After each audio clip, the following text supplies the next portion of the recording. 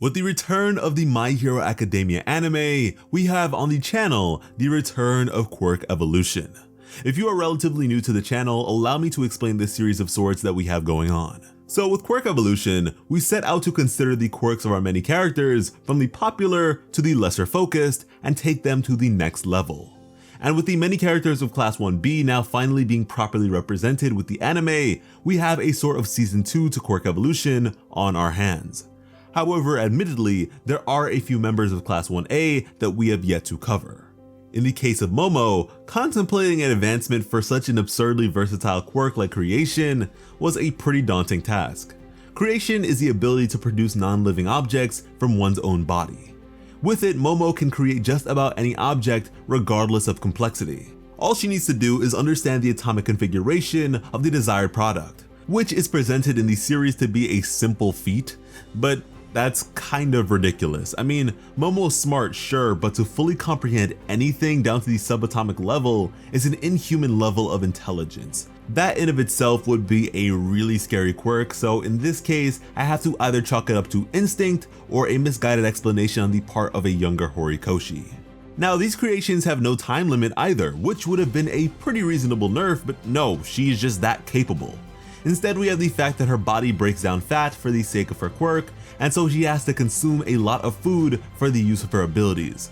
But at that, Momo doesn't exactly need to fully materialize her desired creations. They can remain somewhat a part of her body if she so chooses. Now, Momo tends to create martial weapons and the like, but truthfully, she has virtually no skill when it comes to such things. The vast majority of combatants that she would face in such a capacity are liable to possess quirks that could easily overpower her regardless of her weapons of choice.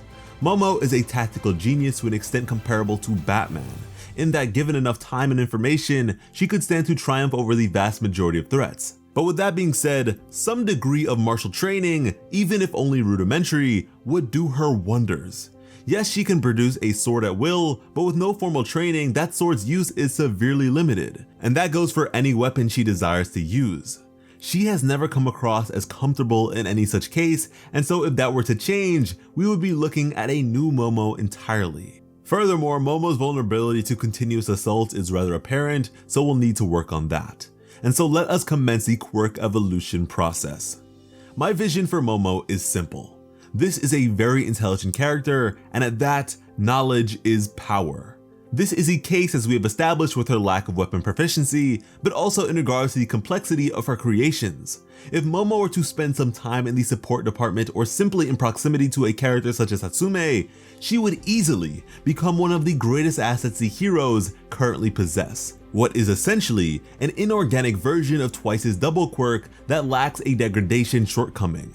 Momo could serve to mass-produce support items even in the event of such things being halted at large. Past that, she could counter certain adversaries to an even more impressive extent. We're talking about Batman's utility belt on crack. Furthermore, in regards to close quarters combat and the like, with this in mind, Momo could in theory produce a sort of battle armor or suit for herself. Pretty much like Iron Man or a magical girl transformation. Or maybe both, I don't know. Put simply, there is just so much that can be done with this quirk.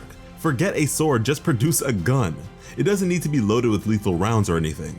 And even then, if Snipe can be a hero, there shouldn't be an issue.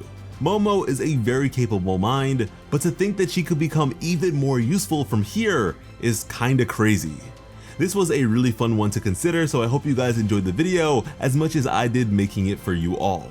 If you did, go ahead and subscribe to Plot Armor with notifications on, as the Plot Army is swiftly closing in on 250,000 members.